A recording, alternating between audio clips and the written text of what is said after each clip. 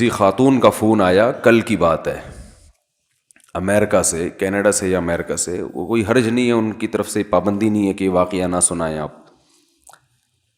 اور یہ جو ٹیلی فون ہے نا، یہ ہمارے حضرت کہیں جاتے نہیں تھے، آخر عمر میں بالکل بند ہو گئے تھے، مصروفیت بڑھ گئی تھی، فون کھلا ہوا تھا.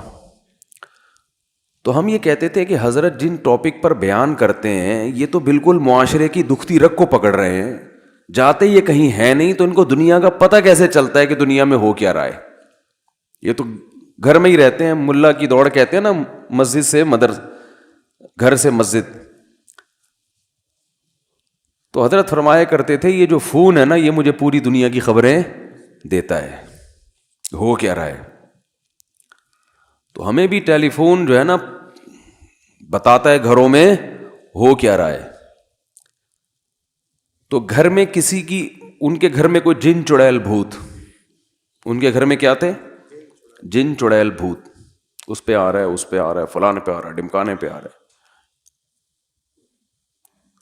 تو میں نے بتایا کہ بھائی وہ یہ آیت الکرسی پڑھیں، یہ پڑھیں، انہوں نے نہیں فائدہ ہو رہا، یہ ہو گیا، وہ ہو گیا، بڑے مسائل ہیں. میں نے کہا مجھے ایک بات بتاؤ، آپ کے کسی ریلیٹو کا کسی عامل سے تعلق تو نہیں ہے؟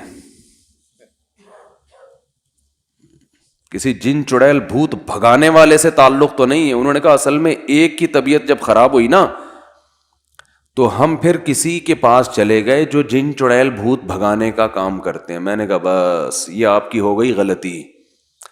اب نسلیں یاد رکھیں گی، اللہ ان کو شفا دے. اب آپ کے پورے خاندان ساری زندگی جن چڑیل بھوت سے ہی نمٹتا رہے گا، اور میں نام لینے میں بھی عار محسوس نہیں کروں گا، کیونکہ جب تک کلیئر بات نہ کی جائے لوگ سمجھتے نہیں ہیں. لوگ کہتے ہیں مفتی صاحب فراڈی عاملوں کے خلاف بیان کر رہے ہیں. ہرگز ایسا نہیں ہے، میں صحیح عاملوں کے خلاف بیان کر رہا ہوں، یہ فراڈی ہیں.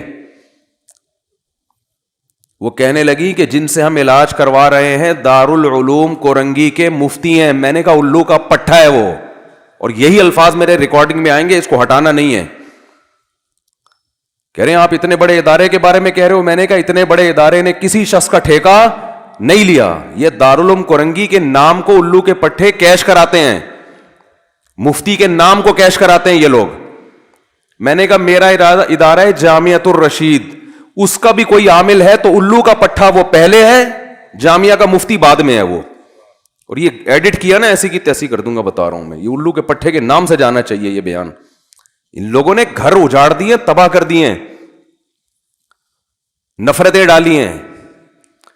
میں نے کہا بنوری ٹاؤن کا ہو، دارالعلوم کورنگی کا ہو، یہ سارے ہمارے ادارے ہیں نا، ہم ان سے محبت کرتے ہیں، یہاں پڑھنے کو ہم سعادت سمجھتے ہیں. ان اداروں میں، ان اداروں کے ٹیچرز کا، استاذوں کو ہم اہل حق سمجھتے ہیں، اس لیے ان کا نام لے رہا ہوں کہ میں کسی بدعتی اداروں کا نام نہیں لے رہا. میرا ادارہ ہے جامعۃ الرشید، اس کا کوئی عامل ہو تو الو کا پٹھا وہ پہلے ہے، عامل بعد میں ہے.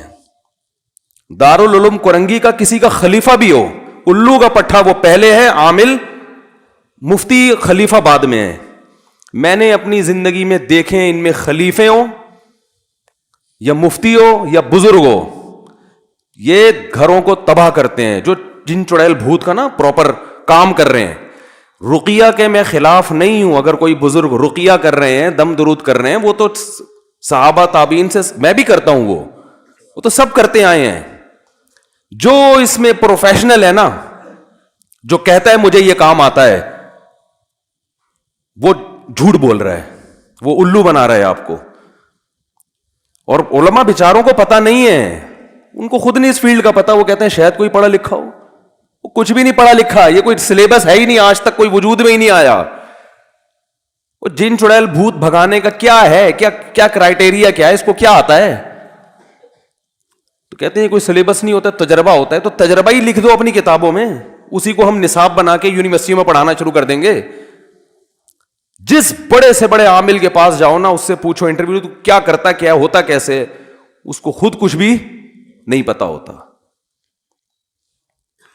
اب رہا یہ مسئلہ کہ اتنے بڑے بڑے اداروں میں جب اتنے بڑے بڑے الو کے پٹھے معذرت کے ساتھ موجود ہیں، اتنے بڑے بڑے مفتی، تو اداروں نے ان کو مفتی کیوں بنایا؟ یاد رکھو ادارے نے مفتی نہیں بنایا. مفتی اپنے نام کے ساتھ لگانے پر گورنمنٹ کی طرف سے کوئی پابندی نہیں ہے. کوئی بھی اپنے نام کے ساتھ, مفتی تو چھوٹا لفظ ہے, مفتی اعظم پاکستان بھی چھوٹا لفظ ہے, انٹرنیشنل مفتی اعظم بھی آپ لگوا لو, اس کے لوگو چھپوا کے اپنی گاڑی پہ لگا دو, پوری دنیا میں اس پر کوئی پابندی نہیں ہے. آپ کو کس نے بتایا کہ یہ مفتی ہے؟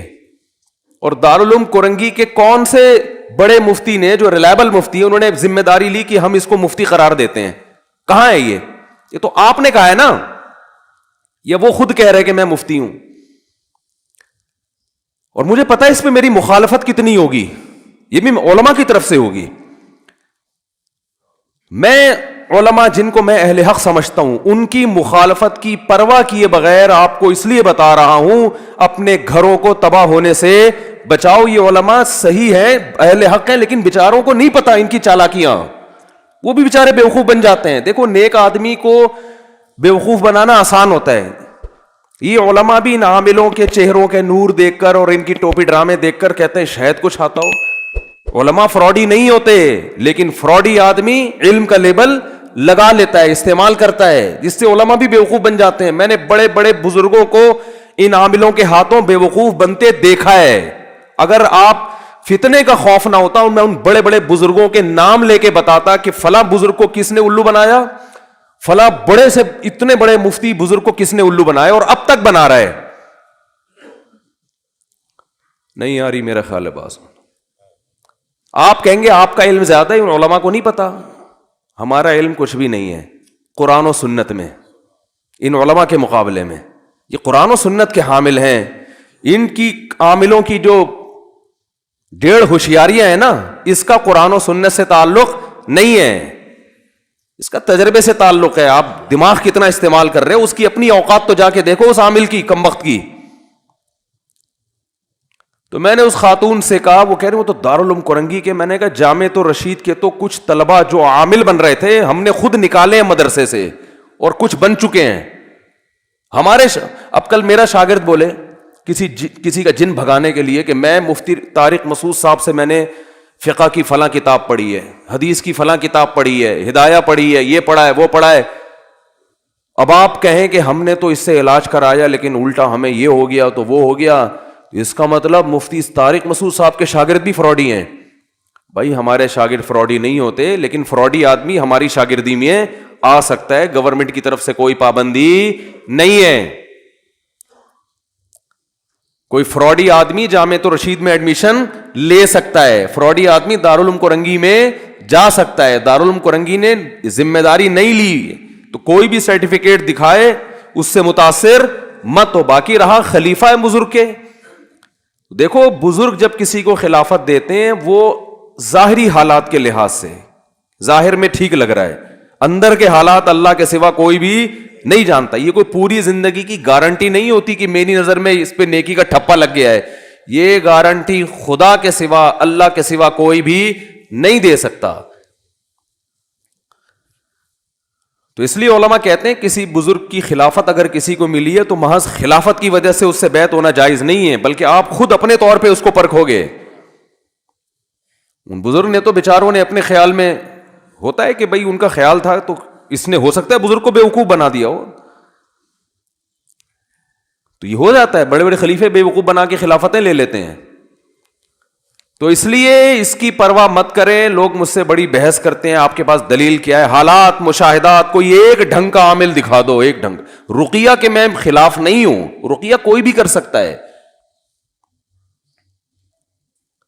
تو رقیہ تو کوئی بھی کر لے. تو اور دوسری بات یہ کہ لوگ جو کہتے ہیں نا فلاں عامل بھی ہے مفتی بھی ہے, یہ تو ویسے ہی ایک دوسرے کے متضاد. یہ ایسے ہی ہے جیسے کسی کو آپ کہیں فلاں گورا بھی ہے اور کالا بھی ہے. ہاں بھئی یا تو گورا ہے یا کالا ہے. گورا بول دیا تو کالا نہیں ہے, کالا بول دیا تو گورا نہیں. تو یہ عامل فارغ ترین لوگ بنتے ہیں جن کے پاس علمی استعداد نہیں ہوتی, صلاحیت نہیں ہوتی. اور مفتی کے لیے ضروری ہے کہ وہ فتوے کا کام پراپر طریقے سے کرتا ہو. 1-2 سال میں جیسے کوئی ڈاکٹر نہیں بن جاتا. دیکھو ایم بی بی ایس کر کے کوئی doctor, M B B S کی ڈگری آتے ہی کلینک کھولنے کی اجازت ہوتی ہے؟ بولو نا یار بھائی، ایک پروسیس ہے، 2 سال ہاؤس جاب ہے، تجربہ تو کرو پہلے کسی بڑے ڈاکٹر کی نگرانی میں آپ مریضوں کا علاج کریں، آپ مریضوں کا علاج کریں آپ بڑے ڈاکٹر کی نگرانی میں، تاکہ اپنے تجربے کی بھینٹ چڑھانے کے بجائے کسی پراپر کسی ڈاکٹر، پھر کچھ خاص شعبے ہوتے ہیں ان میں ہوتے ہوتے 10-15 سال میں جا کے ریلائبل ڈاکٹر بنتا ہے، ورنہ وہ ہمیشہ اپنے سینئر سے ہی پوچھتا رہتا ہے کہ سر آپ مشورہ دیں، کیا کرنا ہے، مشورہ دیں، اور اس کام میں کئی سال لگا دیے ہوں، پھر جا کے اس قابل ہوتا ہے کہ لوگ اس کی تحقیق اور اس کی رائے پر اعتماد کرتے ہیں میڈیکل سائنس میں۔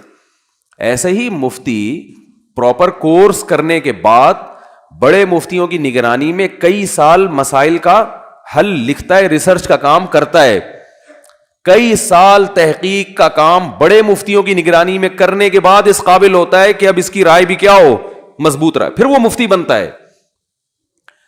اور اس کے پاس اتنا ٹائم ہی نہیں ہوتا کہ لوگوں کے جن چڑیل بھوت بیٹھ کے بھگاتا رہے وہ، کیونکہ یہ کام اور دونوں جمع نہیں ہو سکتے۔ جیسے کوئی پراپر ڈاکٹر کے پاس آپ نے دیکھا فارغ، ہر وقت فارغ بیٹھتا رہو، کوئی پراپر ڈاکٹر مجھے ایسا بتاؤ جو سارا دن جن چڑیل بھوت بھگاتا ہو لوگوں کے، کبھی دیکھا آپ نے؟ اور ڈاکٹر یہ کام کرتے بھی نہیں ہیں، کیونکہ ان کو پتا ہے ہمارے پاس اس سے زیادہ اہم کام ہے۔ بھئی ہم لوگوں کا حقیقت میں علاج کر رہے ہیں نا، تو کوئی ڈاکٹر یہ کام نہیں کرتا، کوئی انجینئر یہ کام نہیں کرتا، اس کے پاس پراپر کام بہت، انجینئر جو واقعی انجینئر ہو اس کے پاس کتنے کام ہوتے ہیں، کوئی سائنٹسٹ یہ کام نہیں کرتا۔ تو بھائی کوئی مفتی یہ کام کیوں کر رہا ہے؟ اس کے پاس تو اتنا عظیم کام اللہ نے دیا ہے کہ مسائل کا حل بتائے وہ لوگوں کو، جو شرعی مسائل ہیں، جس کا حل نہیں آتا تحقیق کرے، علماء سے رابطہ کرے، یہ اتنا بڑا مسئلہ وہ عامل کیسے بن گیا؟ عامل کے لیے تو دنیا کا فارغ ترین آدمی ہونا چاہیے۔ تو مفتی کا جو مفتی ہے وہ عامل نہیں ہو سکتا، جو عامل ہے وہ مفتی نہیں ہو سکتا۔ ہمارے اپنے بہت سے دوست ناراض ہو جاتے ہیں میری بیان سن کے، لیکن میرے بھائی اگر میں نے اتنے صاف انداز میں نہیں بتایا نا تو یہ جو لوگوں کے گھر برباد ہو رہے ہیں، قیامت کے دن اللہ میرا گریبان پکڑے گا کہ تو نے، اور میرے شیخ حضرت مفتی رشید احمد صاحب کا اسٹائل اس سے بھی زیادہ خطرناک تھا۔ لوگ کہتے ہیں آپ کا یہ تفرد ہے، کوئی تفرد نہیں ہے ہمارا۔ لوگ کہتے ہیں مولانا اشرف علی تھانوی نے بھی تو اعمال بتائے ہیں، تو ہم کب رقیہ کے خلاف ہیں بھائی؟ تو رقیہ تو کر لو نا، اسی کتاب سے دیکھ کے رقیہ کر لو، اس میں کیا جا رہا ہے؟ تو عامل اور مفتی جمع نہیں ہو سکتے۔ تو میں نے اس خاتون سے کہا بیچاری بہت پریشان یہ ہو گیا، اور پاکستان میں ہوا، کینیڈا میں نہیں ہوا۔ آپ دیکھ لو کینیڈا میں جنات نہیں ہیں، نہ امریکہ میں اتنے، سعودی عرب میں تو ہے ہی نہیں، لیکن یہاں کے عامل سعودی عرب والوں کو جا کے خراب کر رہے ہیں، قطر، کویت، ان جگہوں پہ جا کے یہاں کے عامل ان عربوں کو خراب کر رہے ہیں شرعی رقیوں کے نام پہ۔ کہ ہم جو ہے نا، میں جب مسقط میں تھا تو مسقط کے مفتی اعظم سے میری ملاقات تھی، مسقط کے مفتی اعظم سے، ان کو بتایا کہ بھئی جامعۃ الرشید کے ہیں، وہ بڑے، اللہ ان کو جزائے خیر دے، بڑا اکرام کیا انہوں نے، ہمیں 2 منٹ کی ملاقات ہوئی، انہوں نے مجھے اگلے دن لنچ پہ بلایا۔ اب مسقط کا مفتی اعظم کا جو لنچ ہے وہ تو آپ کو بتایا گیا، وہ تو حکومتی لیول پہ ان کی بڑی وہ ہوتی ہے۔ اگلے دن انہوں نے مجھے بلا لیا کہ آپ نے ظہر کا کھانا ہمارے ساتھ کھانا ہے۔ ہماری نیت کھانے کی نہیں ہوتی الحمدللہ، ملاقات کی ہوتی ہے کہ چلو اس بہانے ملاقات ہو جائے گی۔ میں پہنچ گیا ان اپنے دوستوں کے ساتھ جو بھی ہمارے میزبان تھے، ظہر کی نماز ہم نے وہیں پڑھی مسجد میں، ظہر کے بعد انہوں نے ہمارے لیے کھانے کا انتظام کیا ہوا تھا۔ اب ہم جانے لگے ہیں تو 2 بندے ٹکر گئے جو بن بلائے آئے تھے، عربی تھے، کویت سے آئے تھے، بن بلائے نا، وہ ان کو کہ بھی ہم بھی آئے ہیں آپ سے بات کرنی ہے۔ وہ انہوں نے کہا آپ نے ٹائم تو لیا نہیں؟ نہیں جی ہمیں بہت ضروری کام ہے۔ اب ظاہر ہے انہوں نے کہا چلو آ جاؤ، آپ بھی آ جاؤ، کھانا کھا لو آ کے ہمارے ساتھ، کھانے کا ٹائم ہے، تو انہوں نے اکرام کیا۔ یہ دونوں عربی، ان کو اردو نہیں آتی تھی، اور عربی میں لگے ہوئے ہیں۔ مجھے پتہ چل گیا کہ یہ کمبخت عامل ہیں، وہاں کے مفتی اعظم سے پرمیشن لینے آئے تھے کہ ہمیں یہاں اپنی دکان کھولنے کی، جن چڑیل بھوت بھگانے کی جو دکان ہے نا اس کے کھولنے کی ہمیں مسقط میں اجازت دے دیں آپ۔ سارا میرا جو ٹائم تھا نا ان کے ساتھ بات چیت کا، وہ یہ پی گئے۔ اب ظاہر ہے وہ مصروف آدمی ہے، اور وہ شرم اور مروت میں ان کمبختوں کو بھگا بھی نہیں رہے ہیں, اور وہ کمبخت یہ بھی نہیں دیکھ رہے کہ یار یہ بندہ پاکستان سے آیا ہوا ہے ملنے کے لیے, اس کو بات کرنے دو. نہ پہلے جا کے انہوں نے مفتی اعظم کو مکھن لگایا ہے. یہ سارے عاملوں کا طریقہ واردات ہوتا ہے کہ آپ اتنے نیک, آپ اتنے بڑے, آپ اتنے وہ, ایسے ٹائٹ آدمی وہ اس مکھن گیری میں نہیں آیا. مکھا ہو میں, اور ہم شرعی طریقے سے رقیہ کرتے ہیں اور ہمیں آپ کی پرمیشن چاہیے, ہم یہاں تاکہ اس میں اچھا ان کا سب کا ہوتا ہے جعلی لوگوں سے. دیکھیں اگر آپ ہمیں نہیں کرنے دیں گے, 2 نمبر لوگ اس کام میں بہت گھسے ہوئے ہیں, یہ ان کو سمجھا رہے ہیں نا مفتی اعظم, 2 نمبر لوگ ہو, ورنہ 2 نمبر لوگ ہیں. پورا نچوڑ لیا انہوں نے, کھانا کھلایا, اس کے بعد بولا پتلی گلی سے چلو نکلو. میں نے کہا اللہ کا کتنا بڑا فضل ہو گیا کہ یہاں گورنمنٹ ان چیزوں کو پنپنے نہیں دیتی, ورنہ اور مسقط میں آپ کو ایک بھی جن چڑیل بھوت نظر نہیں آئے گا. لیکن جو عامل جس علاقے میں جائے گا نا, جن اتارنے والا, وہ اپنے ساتھ بڑی بڑی چڑیلیں لے کے جاتا ہے وہ. میں نے کہا اگر یہ مفتی, اچھا میرا تو سارا وقت وہ پی گیا نا, اور پھر آگے آگے گھسا جا رہا ہے. وہ کھانا جب ہم نے کھایا تو وہ مفتی اعظم نے کہا کہ مجھے کہا کہ دعا کرا دیں آپ. تو میں نے کہا آپ بڑے ہیں, آپ کرائیں. ابھی یہ بات چل رہی تھی, وہ شروع ہو گیا میں کراتا ہوں, کیونکہ اپنی تصویریں کھینچ رہا ہے.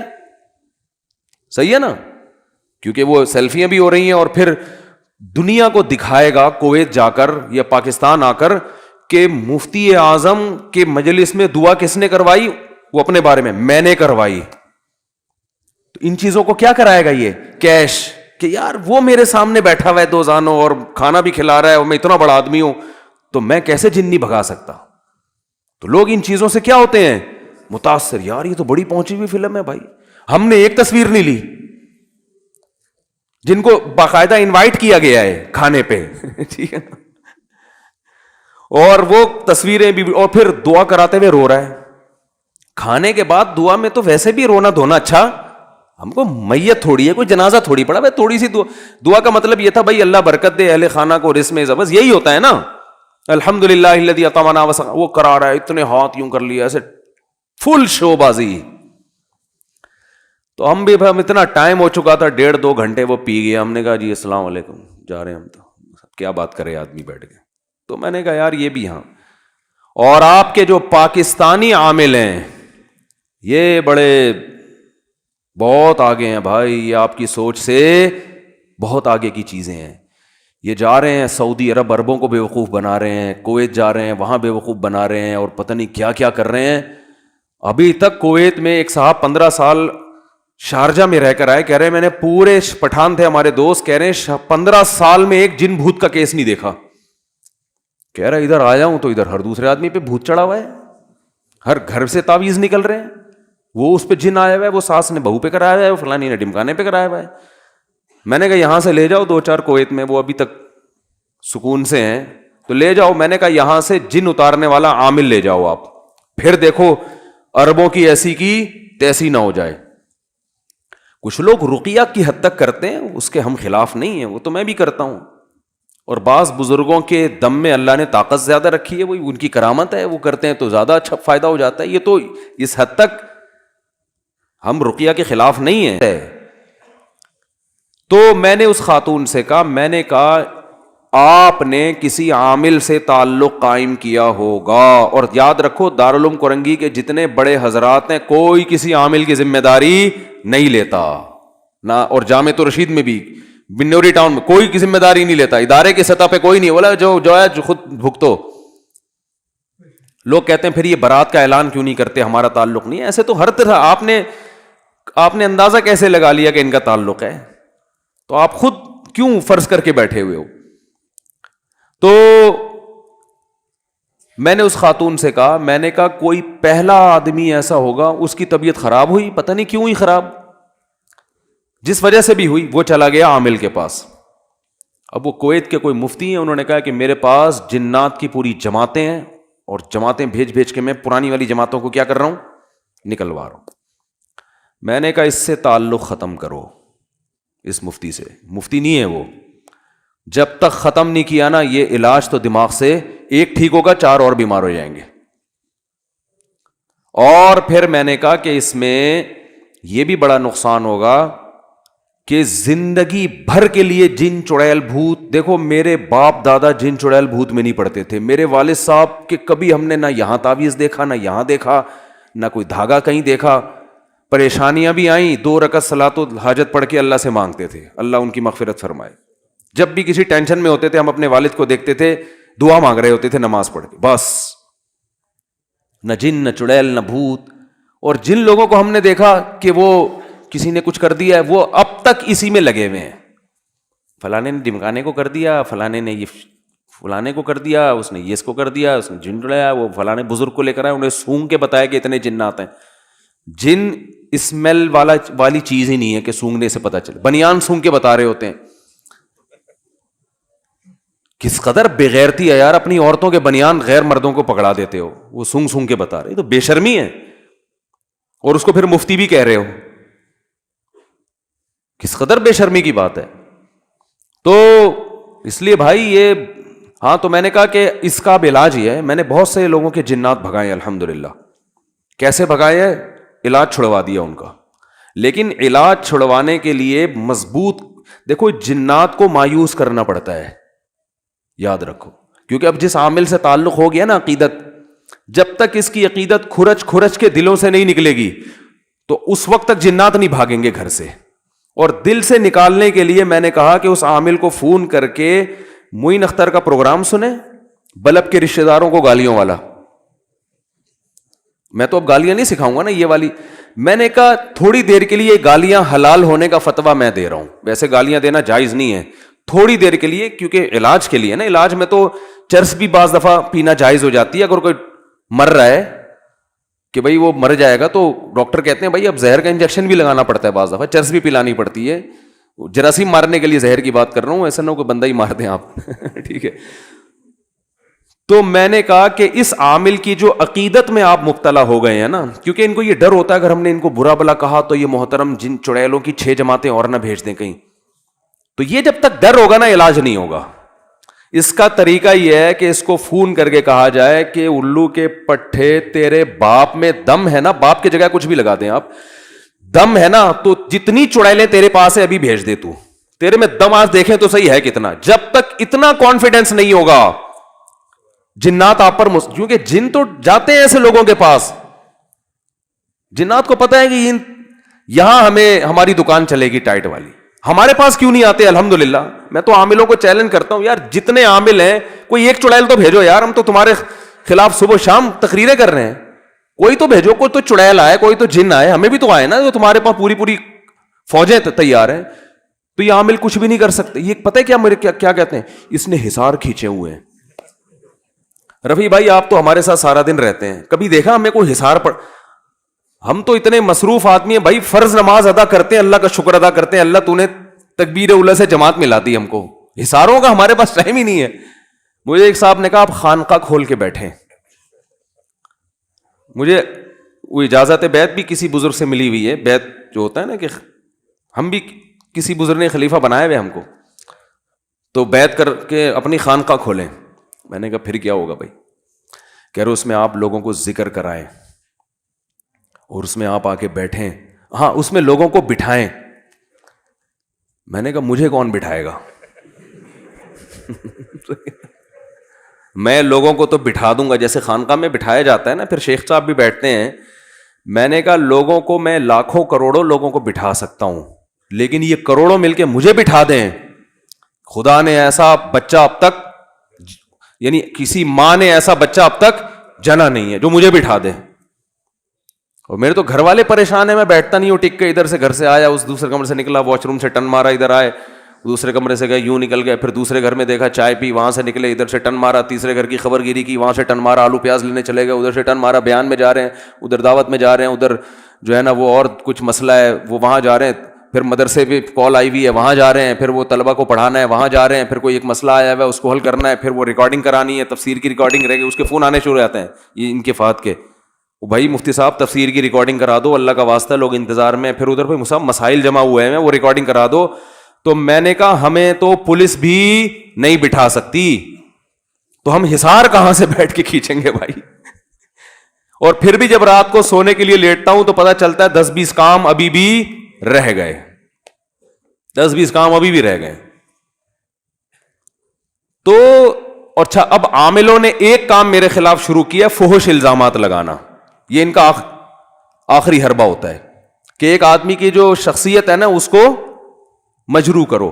میں بہت دنوں سے بولا نہیں عاملوں کے خلاف، اب دوبارہ کچھ دن پہلے انہوں نے لڑکیوں کی تصویریں میرے ساتھ لگائی ہیں کہ اس لڑکی نے کہا میں مفتی صاحب سے ملاقات کے لیے آئی تھی، مفتی صاحب نے مجھے پٹایا، مجھے شادی کی آفر کی اور پھر میں چلی گئی اور میں نہیں.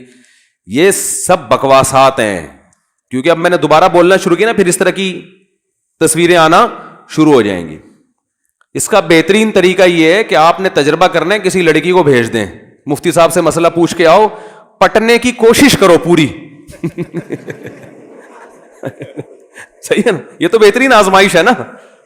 کیوں آپ فیس بک اور واٹس ایپ کی باتوں پہ جاتے ہو؟ بھائی اگر مفتی صاحب اللہ نہ کرے 2 نمبر آدمی ہیں تو پھر تو کوئی بھی آئے گی اس کو پٹائیں گے نا. تو آپ تجربہ کر لو بھائی، اس عامل سے کہو اگر تو نے یہ کہا ہے کہ ہم کوئی ارینج کرتے ہیں اس کو پٹنے کے لیے بھیجتے ہیں.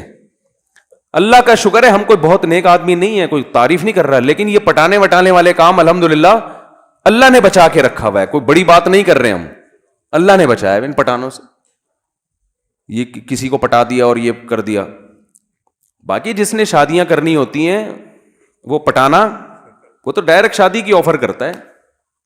اب آپ کہو اچھا ہم کسی کو بھی بھیج دیں آفر کر دو گے، ایسا بھی نہیں ہے. ایسا بھی نہیں ہے کہ کوئی بھی اٹھ کے آ جائے آفر کر دے. اور اگر کر بھی دی ہے تو آپ کو کیا تکلیف ہو رہی ہے بھائی؟ اول تو ہم ایسے آفر نہیں کرتے، لیکن اگر فرض کرو کر دی ہے آفر، تو آفر کرنے کے بعد ہی شادی ہوتی ہے نا، بغیر آفر کے تھوڑی ہوتی ہے. آپ لوگ کی جتنی شادیاں ہوئی ہیں بغیر آفر کے ہوئی ہوئی ہیں. دیکھو فرشتوں نے آ کے آپس میں نکاح پڑھا کے چلے گئے تھے، پہلے پیغام بھیجا جاتا ہے بھائی بھیج دیا، قبول کرنا ہے کرو، نہیں کرنا نہیں کرو، اس میں کیا ہے، یہ تو ویسے ہی جائز ہے. تو یہ فحش باتوں پہ آتے ہیں، فحش الزامات، کیونکہ ان کا تو دین ایمان ہے نہیں، یہ کچھ بھی لگا سکتے ہیں. تو اس لیے یہ بڑی ہمت کر کے میں ان سے دشمنی مولتا ہوں، اس کو آپ ہلکا نہ سمجھیں. پھر یہ ہر جگہ بیٹھ کے نجی محفلوں میں بدنام کرنے کی کوشش کرتے ہیں، کیونکہ ان کے بعد دلائل کی دنیا میں کوئی جواب ہے نہیں. اتنی بڑی دلیل ہے یار، بھیجو نا 4 جن یہاں مسجد الفلاحیہ میں بھیجو. اچھا ان میں سارے فراڈی نہیں ہوتے، یہ بتا دوں میں. کچھ کا دماغی توازن خراب ہوتا ہے، وہ یہ سمجھتے ہیں کہ ہم بہت نیک ہیں اور ہمیں آتا ہے، لیکن وہ اپنا اندر سے فالٹ کی وجہ سے سمجھ رہے ہوتے نیک ہیں. یہ میں بتا دوں، یہ جو میں نے کہا نا سارے فراڈی ہوتے ہیں، اس میں فراڈی کا مطلب ظاہری لحاظ سے فراڈی، اندر سے فراڈی باز نہیں ہوتے، واقعی نیک ہوتے ہیں، لیکن وہ یہ سمجھ رہے ہوتے ہیں کہ یہ جن چڑیل بھوت ہے. حالانکہ وہ اپنا دماغی تخیل ہوتا ہے، کیونکہ وہ عملیات کر کر کے اوپر سے کھوپڑی کی سیٹنگ آؤٹ ہو جاتی ہے. کیونکہ میں ان عاملوں میں نیک لوگوں سے بھی ملا ہوں، مجھے اندازہ ہو گیا تھا کہ یار یہ آدمی 2 نمبر نہیں ہے، لیکن یہ بیچارہ چلے ولے کر آ کے نا اوپر کی سیٹنگ کیا ہو گئی ہے اس کی آؤٹ. تو اس کو ایسے لگ رہا ہے، تو اس کی سیٹنگ آؤٹ ہوئی ہے بھائی، آپ کی سیٹنگ تھوڑی آؤٹ ہوئی ہے، آپ تو ٹھیک ٹھاک ہو. جو بھی ایب نارملٹی والی باتیں کریں نا، جیسے آپ گئے کسی عامل کے پاس، وہ واقعی نیک ہے، کہہ رہے اتنے حصار ہوتے ہیں، اتنے ہمزاد ہوتے ہیں، اتنے موکل ہوتے ہیں، اور واقعی نیک بھی ہو، تو سمجھ لو کہ اس کی اوپر کی سیٹنگ کیا ہو گئی ہے، بولو نا آؤٹ. کیونکہ بغیر دلیل کے باتیں کر رہا ہے. دلیل یا تو نقلی ہوتی ہے یا عقلی. عقلی کہتے ہیں جو سائنس سے ثابت ہو، سائنس سے تو موکل شوکل کچھ بھی ثابت نہیں ہے. یا نقل قرآن و سنت کو کہتے ہیں. تو یہ عامل لوگ کہتے ہیں بھائی قرآن و سنت سے، لیکن مشاہدہ تو ہے نا، تو مشاہدہ بھی تو تم جیسے پاگلوں کا ہے نا، پبلک کا تھوڑی مشاہدہ ہے. تم نے تو خود چلے ولے کر کے اور موکل توکل کو پہلے دماغ میں بٹھایا، تو تمہیں موکل بھی نظر آ رہے ہیں، تمہیں حمزات بھی نظر آ رہے ہیں، تمہیں یہ بھی نظر آ رہا ہے، اور کچھ بھی نہیں ہوتا موکل شوکل. ذہن میں رکھیں آپ بس ٹوٹل یہی ہیں، جتنے آپ نظر آ رہے ہیں نا، آپ کے ساتھ کوئی موکل نہیں ہے. ٹوٹل آپ جتنے نظر آ رہے ہیں ٹوٹل اتنے ہی ہیں. آپ سمجھ رہے ہو نا، کمپلیٹ. ہاں ایک شیطان ہے، حدیث میں آتا ہے، جو ہر بچے کے ساتھ لگا ہوا ہوتا ہے، وہ برائی کی طرف رغبت دلاتا رہتا ہے. بس وہ تو ہے، وہ تو سب کے ساتھ ہے. اور ایک فرشتہ جو ہے وہ اچھائی کی طرف رغبت دلاتا ہے. تو یہ موکل، یہ ہمزاد نہیں ہے، یہ تو ہر ایک کے ساتھ ہمیشہ سے ہوتا رہا ہے. یہ اس کو کنٹرول نہیں کیا جا سکتا، وہ اللہ نے آزمائش کے لیے. اور 2 فرشتے اللہ نے یہاں بٹھائے ہوئے ہیں، ایک نیکی لکھ رہا ہے اور ایک بدی لکھ رہا ہے. اور کچھ فرشتے اللہ نے حفاظت کے لیے رکھے ہوئے ہیں، بس وہ ان عاملوں کے کنٹرول میں نہیں ہے. تو بھائی بچاؤ اپنے آپ کو یار ان فضول قسم کے لوگوں سے. اور اگر اللہ نہ کرے کسی پہ جن چڑیل بھوت آ جائے تو اس کے بارے میں بھی حدیث میں ہمیں چیزیں ملتی ہیں. صحابہ نے رقیہ کیا، ان کو تو نہیں آتا تھا، لیکن سورہ فاتحہ پڑھی، فائدہ ہو گیا. پھر بھی فائدہ نہ ہو، جیسے ایک صحابیہ رسول اللہ صلی اللہ علیہ وسلم کے پاس آئیں، یا رسول اللہ میری یہ حالت ہو جاتی ہے، میں تڑپنے لگتی ہوں، جسم کے کپڑے پھاڑ دیتی ہوں، یہ ہو جاتا ہے وہ ہو جاتا ہے. آپ صلی اللہ علیہ وسلم نے فرمایا کہ اگر تم اس بیماری پہ صبر کرو گی تو میں تمہیں جنت کی ضمانت دیتا ہوں، اور اگر چاہتی ہو تو اللہ سے دعا مانگوں گا، یہ بیماری ٹھیک ہو جائے گی تمہاری، لیکن پھر جنت کی گارنٹی نہیں ہے. پھر یہ ہے کہ اگر اعمال ہوئے تو جنت، برے اعمال ہوئے تو جہنم. لیکن اگر اس بیماری پہ صبر کرتی ہو اور اسی میں گزارا کرنا ہے موت تک تو میں تمہیں جنت کی ضمانت دیتا ہوں. آپ نے یہ تو نہیں فرمایا کہ وہ فلاں جگہ مشہور عامل ہیں، وہ بڑا ٹائٹ علاج کرتے ہیں اس کا. نہ خود نبی نے فرمایا کہ بیٹھو میں حصار کھینچتا ہوں اور میں یہ کرتا ہوں اور میں یوں کچھ بھی نہیں. خود نبی پہ جادو ہوا تو سورہ فلق سورہ ناس اللہ نے نازل کی، بھئی یہ دم کیا کریں. مجھے صحابہ کے دور کے کسی مشہور عامل کا نام بتاؤ آپ. ہم لوگ کہتے ہیں مفتی کا نام بتاؤ، بتا سکتے ہیں صحابہ کے دور کے مشہور مفتیان کرام کون تھے؟ اس دور میں حکیم بھی تھے، اس دور میں تاجر بھی تھے، ہر طبقہ اس دور میں تھا. عامل اس دور، قوال نہیں ملے گا آپ کو صحابہ کے دور میں کہ مشہور قوال. قوالی اگر ثواب ہیں تو اس دور میں بھی تو کوئی مشہور قوال ہونا چاہیے نا. کیا خیال ہے؟ کوئی قوال نہیں ملے گا آپ کو، نہ کوئی عامل ملے گا. ہاں رقیہ کرنے والے ہوتے تھے، وہ تو میں نے بتایا رقیہ کے تو ہم قائل ہیں، لیکن اس میں یہ چیز کچھ نہیں ہوتا جن کی جماعتیں اور چڑیل کی جماعتیں اور فلانا جماعتیں اور یہ نہیں ہوتا. تو نبی صلی اللہ علیہ وسلم فرمایا صبر کرو تو اللہ کیا دے گا؟ جنت کی ضمانت. تو صحابی نے عرض کیا یا رسول اللہ ٹھیک ہے میں اس بیماری میں رہوں گی ساری زندگی، لیکن جو کپڑے پھاڑتی ہوں، یہ چونکہ شرعی مسئلہ ہے نا، عورت کا جسم کھل جائے تو بس اتنی دعا کر لیں کہ اس بیماری میں جسم کے کپڑے نہ پھاڑوں. تو آپ نے اتنی دعا کی ان کے لیے. اس میں ہمیں سبق ملتا ہے بھائی اگر خدا نخواستہ جن چڑیل بھوت کہیں آ رہے ہیں، شرعی طور پہ رقیہ کرو. نہیں کر سکتے مسجد کے امام کے پاس چلے جاؤ، جو آپ کے پڑوس میں امام ہے نا، کیونکہ جنات جو ہے نا کسی ایسی شخصیت سے زیادہ ڈرتے ہیں جس کی کوئی پرسنالٹی ہو یا اس میں تقویٰ ہو. تو مسجد کے امام کے پاس چلے جاؤ. وہ بولیں گے مجھے تو یہ کام نہیں آتا. ان سے بولو کہ بھائی آپ صرف فاتحہ پڑھ کے دم کر دیں اس کے اوپر، آیت الکرسی. آپ کی پھونک میں اللہ سے امید ہے ہماری پھونک سے زیادہ اثر ہوگا. تو یہ ہوتا ہے. مسجد کے امام کو لفٹ کرایا کرو، صحیح ہے نا. ایسا نہ ہو کہ وہ امام کام ہی یہی کرتا ہو پھر نہیں جاؤ. کام بشرط یہ کہ یہ نہ کرتا ہو، بلکہ صبح شام اس کے خلاف بولتا ہو، ٹھیک ہے نا. پھر اس کو بولے بھائی دم کر دو، تو آپ کے دم میں اللہ زیادہ اثر کر دے گا تو کر دے وہ دم، اچھی بات ہے، اور فائدہ ہوگا انشاءاللہ. اور کچھ نہیں، خود وضو کرو، دم کرو، آیت الکرسی پڑھو، پانی پہ رکھ کے چھینٹے مارا کرو. جنات پانی سے بھی ڈرتے ہیں اور آیت الکرسی اور قرآن سے تو ویسے ہی ڈرتے ہیں، تو دو آتشہ ہو جائے گا، اور چھینٹے مارو گے تو اور فائدہ ہو جائے گا، ٹھیک ہے نا. اس کے بعد بھی فائدہ نہیں ہو رہا تو بس صبر کرو. سارے مسائل کا دنیا میں حل نہیں ہے، اور اس صبر کی برکت سے انشاءاللہ آپ کا مریض بھی ٹھیک ہو جائے گا. میں نے ایسے لوگوں پہ تجربے کیے ہیں، 10 سال سے ان کو جن آ رہا تھا، میں نے ان کو بولا بھائی صبر کرو، تعویذ سارے نکال کے رکھ دو، کہیں ڈال دو، اور صبر کرو کہ بس اسی بیماری میں اب زندگی گزارنی ہے، مر گئے بچ گئے، ٹھیک ہو گئے وہ الحمدللہ.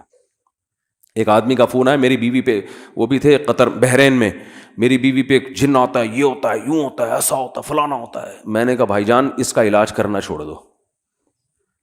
کہہ رہے نہیں ایک بڑے مفتی ہیں کراچی کے، اب میری زبان سے نام بھی نکلنے والا تھا، وہ پھر زیادہ ہو جاتی ہے نا. بڑے مفتی ہیں کراچی کے، وہ علاج کر رہے ہیں. میں نے کہا اس علاج کی وجہ سے ہو رہا ہے یہ سب کچھ، چھڑوا دو. کہہ رہے نہیں کیسے، وہ تو مفتی صاحب. میں نے کہا ان کو میرا نام لے کے بولا مفتی صاحب فلاں نے منع کیا ہے، اور بولا کہ وہاں والے جن ادھر پارسل کر دو، ٹھیک ہے نا، ادھر پارسل کر دو. تو وہ خیر نہیں چھوڑنے کے لیے تیار. پھر انہوں نے مجھ سے وعدہ کیا اچھا میں اب اگر طبیعت خراب ہوئی تو میں خود دم کروں گا، کسی سے علاج نہیں کراؤں. رات کو 4 بجے محترم کا فون آیا، بیگم کا تو گلا دب رہا ہے، وہ تو مر رہی ہے، اور میں تو ان مفتی صاحب کو فون کر رہا ہوں. میں نے کہا آپ میں کانفیڈنس نہیں ہے، آپ کرو فون. میں نے کہا میں ہوتا تو میں تو فون کر کے ان مفتی صاحب کو گالیاں سناتا. ایک تو تم اپنے نام کے ساتھ مفتی کیوں لگایا ہوا ہے؟ تم فتوے کا کام تو کرتے نہیں ہو. کرتے ہو تو بتاؤ, ہمارے پاس بہت سے مسائل پڑے ہوئے ہیں, آدھے ہم آپ کے پاس بھیج دیتے ہیں, ان کو ذرا حل کر کے جواب لکھ دو, ہمارا کام کیا ہو جائے گا, آسان ہو جائے گا. نکاح کے مسائل ہیں, وراثت کے مسائل ہیں, بہت سارے پڑے, پلندہ پڑا ہوا ہے یار, چلو بھیج دیتے ہیں. تو مفتی کیوں لگائے ہوئے جب یہ کام نہیں کرتے. دوسری بات میں نے اس سے کہا کہ میں نے کہا صبر نہیں ہوا, صبر, وہ فون کر دیا, ٹھیک ہو گئی بیوی, وقتی طور پہ تو ہو جاتا ہے. انہوں نے پتہ نہیں انتر منتر کلی کلنتر ہو جا منتر چھو پڑا ہے اس میں, صحیح. پھر دوبارہ طبیعت خراب ہوئی, پھر میں نے کہا کہ میرا ٹائم ضائع نہیں کرنا, آپ کو مجھ پر اعتماد ہے. تو کہہ رہے مر نہ جائے. میں نے کہا نہیں مرے گی. اور میں نے کہا زندگی سے موت بہتر نہیں ہے. اچھا مرنے کے لیے جب تک تیار نہ ہونا ٹھیک نہیں ہوتا بندہ. جنات کو بول دو مر جائیں گے کوئی مسئلہ نہیں ہے. تو میں نے کہا یار مر جائے گی تو ثواب ملے گا آپ کو, بیوہ ہو جاؤ گے آپ. ٹھیک ہے, ٹھیک ہے. میرا مقصد اس کی بیوی کو مارنا نہیں تھا. بالآخر اس نے ہمت کی اور پھر کہا کہ الحمدللہ ٹھیک ہو گئی. اور اس نے بتایا کہ جب سے اس مفتی صاحب سے علاج کرا رہا ہوں نا, میرے ماموں پہ بھی آ رہا ہے, میرے پھپھا پہ بھی آ رہا ہے, کیونکہ سارے خاندان کو ان سے بیعت کرا دی اس نے, سب پہ کچھ نہ کچھ آ رہا ہے. ٹھیک ہو گیا. اچھا بڑا خوش ہوا مجھ سے, آپ نے اتنا میرا خیال کیا. اور پھر مجھے اس نے ہدیہ بھیجا بحرین سے. میں نے تو کوئی نہیں پیسے مانگے, وہ خوش ہو کے اتنا, یہ ہدیہ کا ذکر اس لیے کر رہا ہوں کہ واقعی بڑا متاثر ہو گیا. لیکن یہ عاملوں کی محبت آرام سے نکلتی نہیں ہے. کچھ دن بعد پھر فون آیا, مفتی صاحب وہ تو فراڈی تھے, لیکن ابھی میں نے ایک عامل آیا, اس نے میری گھڑی دیکھے بغیر بتا دی کون سی ہے. یہ بندہ صحیح ہے, کیونکہ اس نے میری گھڑی دیکھی نہیں ہے اور گھڑی کا ماڈل بتا دیا. یہ تو بالکل کیا لگ رہا ہے. میں نے کہا یہ بھی فراڈی ہے. کہہ رہے نہیں اس میں نے کہا دفعہ ہو یہاں سے, تمہاری ایسی کی تیسی. انہوں نے نمبر ہی بند کر دیا, فالتو تھوڑی ہے. میرے تو چاہتا ہے وہ ہدیہ واپس کروں, لے بھائی واپس. تو بات کہاں, اتنا اچھا موضوع چل رہا تھا. تو بھائی یہی ہے کہ اگر خدا نخواستہ گھر میں جن چڑیل بھوت آ رہے ہیں تو بھائی بس خود ہی چھینٹے میٹے مار دیا کرو. آیت الکرسی کا بڑا اثر ہوتا ہے, سورہ فاتحہ کا بڑا اثر ہوتا ہے. اگر ہے تو وہ ان کے پاس جانے کی ضرورت نہیں. کہتے ہیں کہ قرآن میں اثر نہیں ہے, قرآن میں اثر ہے, لیکن یہ کہاں لکھا ہوا ہے کہ تو جو پڑھے گا وہ اس میں تو اثر ہوگا اور مسجد کے امام صاحب پڑھیں گے اس میں اثر نہیں ہوگا. یہ کہاں لکھا ہوا ہے؟